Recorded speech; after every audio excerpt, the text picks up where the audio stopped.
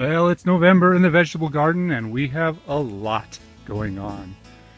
We've got everything is planted and we're looking forward to the cool season crops, and they seem to be doing quite well. We've got leeks down in here, we've got carrots, we've got onions, we've got more carrots, got lots of radishes. You can see the radishes are popping up. Those are really fast. And you know, you can eat the radish leaves. We've got a row of spinach and lettuce. There's way too much happening in here. So what I do is, as things develop, I start pulling out some of the plants, but instead of just destroying them, I put them in other places. So you get a heavily crowded group of plants going together and you can start transplanting them and keep them going. Here we've got a bunch of snow peas, and I scattered a whole bunch of Swiss chard. So we've got lots of Swiss chard coming up in here, as well as some asparagus along the side. And a few oddballs pop up from other plantings from years past. This is a leeks bed. Not a lot coming up yet, but there's a lot in here. Also, I sowed a lot of lettuce, which is starting to pop up. And this area right here, I'm rejuvenating this bed, so I put fava beans in here. Favas are really good for adding nitrogen to the soil. They call that a green manure. It's a real deep rooting plant. It breaks up the soil.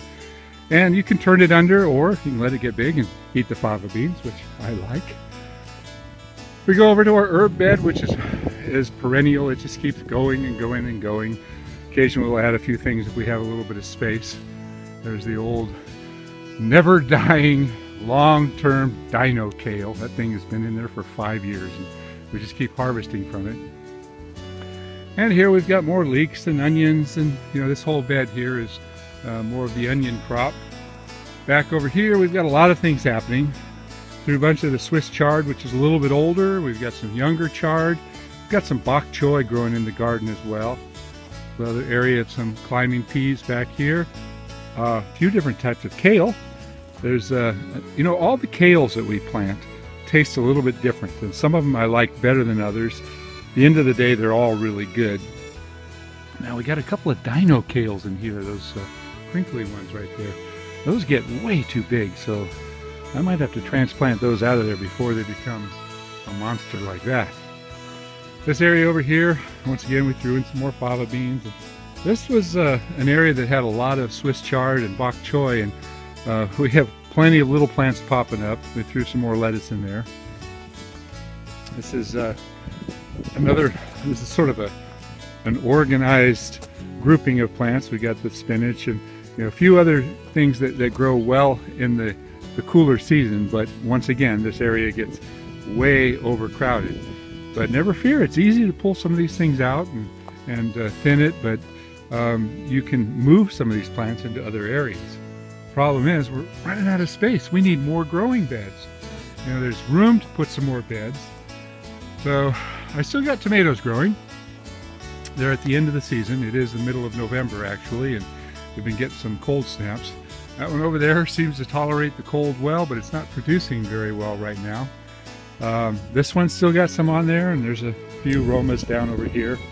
And once again, I'm trying to rejuvenate the soil in here, so I just threw a bunch of favas in there, and I'll just turn those under a little bit. This is an area that we will probably tear everything up in about another month, and then replant a different cold season crop in here.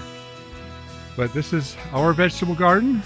It's doing quite well, and it gives me hours and hours of pleasure, but it really doesn't take that much time.